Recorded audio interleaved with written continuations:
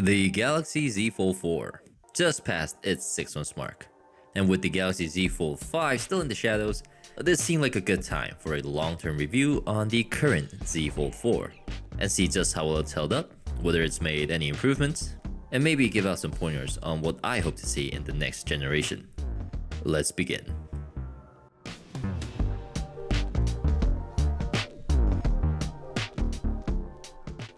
The Fold4 was my very first foldable, so those like me can clearly relate to the doubt I had on the phone's durability.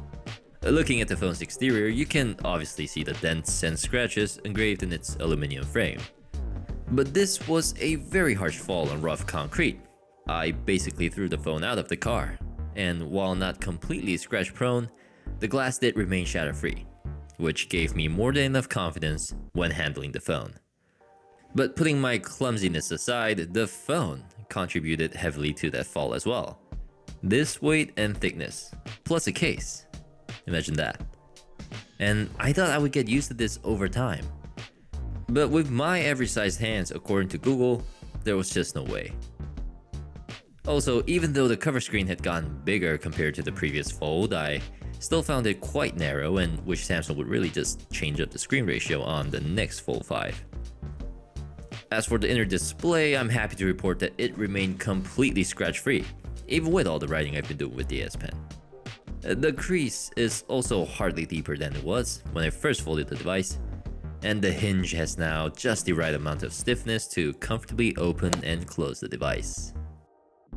There is the matter of air slowly seeping into the protective film where the crease is, and I know for a fact that this has happened on other Samsung foldables. But it's just a matter of replacing the film, and I've heard good things about Samsung's AS experiences here in South Korea where I live. So personally, I'm not too worried about it. But this obviously differs by region. Now, having that big screen gave me plenty of room to properly transform this into a productive powerhouse. Being able to glance at your to-do list, work schedule, world clock, and still have enough space for your favorite apps on a phone is awesome. And I set mine to mirror this layout to the cover screen, which can be a bit quirky at first, but if you're like me, having two separate user interfaces for one device gets a bit confusing. Having an identical layout for both your phone and tablet makes for a much simpler navigating experience. Now, you may or may not have noticed the inner camera on top, but this camera was a lot worse than I expected, not only for video calls, but even for payment apps where I needed to use face recognition, it didn't work. And really wish Samsung would just stick to a hole punch cutout. As for performance, the Snapdragon 8 Gen 1 Plus processor with 12 GB of RAM more than keeps up for everyday tasks. Doing some social media, watching videos, browsing the web, and even writing this script, all at the same time. No hiccups whatsoever. Some more intense tasks like gaming and video editing were also great, especially on the larger display, but it lacked just a bit of headroom, especially when editing 4K videos. Again, something we hope to see improved with the next Fold 5.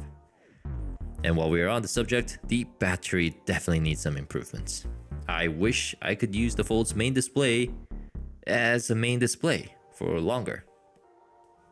As for software, Samsung's security patches were mostly on time, running One UI 5.1 and Android 13. One UI 5 was a major update, and in 5.1 there were some neat touches, like improved image remastering and the ability to directly save an image as a PDF file, which seems like one of those good-to-have options. But my favorite part of Samsung software has to be DeX, which I plan to cover in a separate video. But for now, let's just say it's getting harder to dust off my computer. And with Android 13's promise to be better suited for foldable devices, the user experience seems to be only getting better. There were instances when the refresh rate in adaptive mode would decrease for no reason, but other than that, I have yet to find any significant issues in terms of software. But the camera only received minor updates, including more color profiles for selfies, and the addition of the Expert RAW mode. With that said, I believe Samsung still offers one of the most refined software experiences on Android today, and is a clear pioneer of the foldable landscape. The Fold 4 was the point when people finally started to recognize this form factor as more of a mainstream option. Now for a simple man like me, the phone is starting to feel a tad overwhelming, but there's no denying that it's held up well in terms of both hardware and software. And I'm just as excited to see the next generation of Samsung's foldables as I did when I first encountered them. That's all for this video. Thank you for watching, and I'll see you in the next one.